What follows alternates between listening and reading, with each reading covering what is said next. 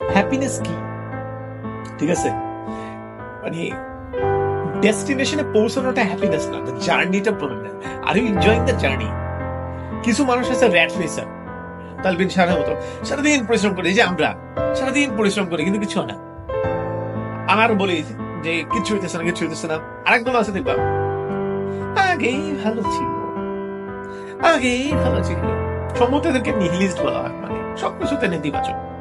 আরো একদল আছে কি যেন হয়েছিল, মানে তারা হলো সব সামনে হবে, কোনো একদিন হবে। আর একদল করে ওকে দ্যাটস মাই গোল, আমি মাসে 6 লাখ টাকা কামাতে চাই, but I am enjoying my journey right now. জার্নিটা এনজয় করো। তোমার লাইফ কিন্তু তুমি কত টাকা পাইলে খুশি হবা, তুমি কখন খুশি হবা, এটা কি কোনো লিমিট আছে? না। তোমার লাইফে যে আজকে আমি 5 বছর পরে একটা বাড়ি বানাবো তখন হ্যাপি হবে, এরকম কোনো না।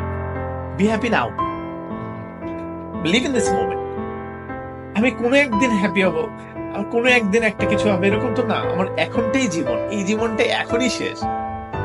Leave the moment, enjoy the moment. And এই যে জার্নিটা লাইফে, কিন্তু জার্নিটাকে এনজয় করা দরকার।